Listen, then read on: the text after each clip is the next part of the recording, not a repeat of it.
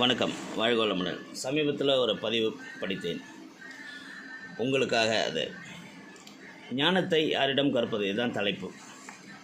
ஞானத்தை போய் யார்கிட்ட கற்றுக்கிறது, எந்த குரு? அப்போ அதை பற்றின ஒரு பதிவு. குரங்கு சாவதற்கு ஒரே ஒரு புண் போதும், முட்டாள் சாவதற்கு ஒரே ஒரு பிரச்சனை போதும் என்ற கிராமத்தில் ஒரு ஓமான பாக்கியம் உண்டு. காடுகளில் வாழும் குரங்குகள் பெரும்பாலும் நோய் வாய்ப்படுவதில்லை.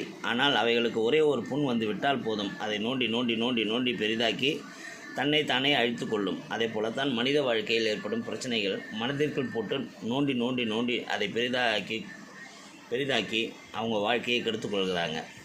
அந்த குரங்கு கொஞ்சம் பொறுமையாய் புண்ணை நோண்டாமல் இருந்தாலே போதும், புண் இயற்கையாகவே ஆறிவிடும்.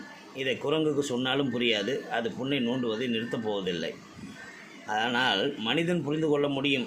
மனித வாழ்க்கையில் ஏற்படும் பிரச்சனைகளை மனதிற்குள் போட்டு நோண்டி நோண்டி நோண்டி அதை பெரிதாக்கி கொள்ளாமல் வாழ முடியும்.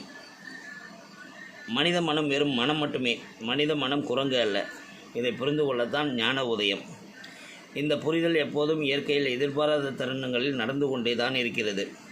இதில் புரிந்து கொள்வது எல்லாமே சீடர்கள், புரிய வைப்பவை எல்லாமே குரு.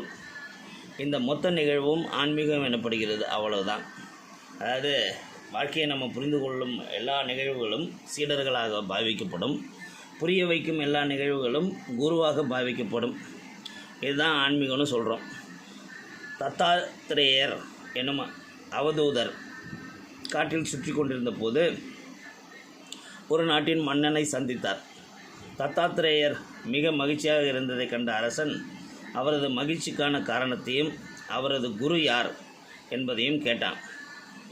எனக்கு 24 குருமார்கள் இருக்கிறார்கள் என்றார் தத்தாத்திரேயர். அந்த பதிலை கேட்டு ஆச்சரியப்பட்ட அரசன், சுவாமி, ஒருவருக்கு ஒரு குரு தானே இருக்க முடியும், தங்கள் பதில் வித்தியாசமாக உள்ளதே என கேட்குறான். அவனிடம் பஞ்சபூதங்களான ஆகாயம், நீர், நிலம், நெருப்பு, காற்று, சந்திரன், புறா, மலைப்பாம்பு, கடல், விட்டில்பூச்சி, வண்டு, தேனி, குளவி, சிலந்தி, யானை, மான், மீன், பருந்து, பாம்பு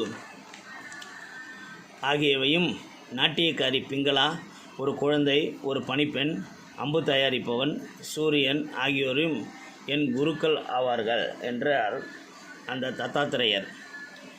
மன்னன் ஏதும் புரியாமல் நின்றதை கண்ட தத்தாத்திரேயர் இதற்கு விளக்கமளித்தார். மன்னா, பொறுமையை பூமியிடம் கற்றேன், தூய்மையை தண்ணீரிடம் தெரிந்து கொண்டேன், பலருடன் பழகினாலும் பட்டுப்படாமல் இருக்க வேண்டும் என்பதை காட்டிடம் படித்தேன், எதிலும் பிரகாசிக்க வேண்டும் என்பதை நெருப்பிடம் உணர்ந்து கொண்டேன், பறந்து விரிந்து எல்லையற்ற மனம் வேண்டும் என்பதை ஆகாயம் எனக்கு தெரிவித்தது.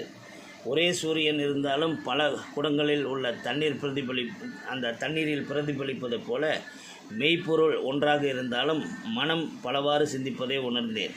வேடன் ஒருவன் புறா குஞ்சுகளை பிடித்தான். அவற்றின் மீது அன்பு கொண்ட தாய் புறா தானும் வலிய சென்று வலையில் சிக்கியது. இதிலிருந்து பாசமே துன்பத்திற்கு காரணம் என்பதை உணர்ந்தேன். எங்கும் அலையாமல் தன்னை தேடி வரும் உணவை பிடித்து கொள்வது போல கிடைப்பதை உண்டு பிழைக்க வேண்டும் என்பதை மலைப்பாம்பிடம் கற்றுக்கொண்டேன். பல்லாயிரம் நதிகளை ஏற்றுக்கொள்ளும் கடல் போல எவ்வளவு துன்பம் வந்தாலும் ஏற்கும் பக்குவம் கடலிடம் படித்தேன்.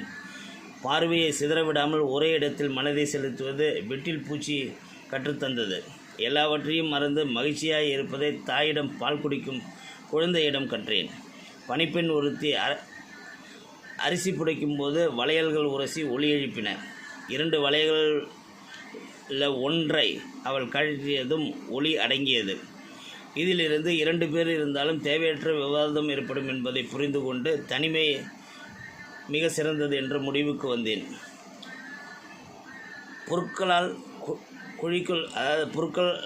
ஏற்பட்ட குழிக்குள் மாட்டிக்கொண்ட பெண் யானையை பார்த்து ஆண் யானை அதன் மேல் ஆசை கொண்டு அதுவும் வீழ்ந்தது. இதிலிருந்து பெண்ணாசையும் துன்பத்துக்கு காரணம் என்பதை உணர்ந்தேன் என்று ஒவ்வொரு பொருளுக்கும் விளக்கமளித்தார். இதை கேட்டதும் அரசன் பூரணம் திருப்தியும் அமைதியும் அடைந்தான். தத்தாத்திரேயர் இயற்கையிடம் கற்ற இந்த உயர்ந்த பாடம் நாம் எல்லோருக்குமே பொருந்தும். தத்தாத்திரேயன் அவதூத கீதை, பகவான் ராமகிருஷ்ணர், ரமண மகரிஷி போன்ற பல மகான்களால் சீடர்களுக்கு பரிந்துரைக்கப்பட்ட அத்வைத கிரந்தமாகும். நல்ல சீடனுக்கு நல்லவை புகட்டும் எல்லாமே குரு தான் என்று சொல்லி இந்த பதிவு முடிஞ்சுது. அதனால் வாழ்க்கையில் நம்ம கற்றுக்கொள்ளும் எல்லாமே நம்ம சீடராக இருந்து கற்றுக்கொள்வதும், நமக்கு கற்றுக் கொடுக்கும் வாழ்க்கை பாடங்கள் எல்லாமே நமக்கு குருவாக இருந்து கற்றுக் கொடுப்பதாகவும் நினைத்தால் இந்த பதிவு உங்களுக்கு நல்லாவே புரியும். வாழ்க வளமுடன்.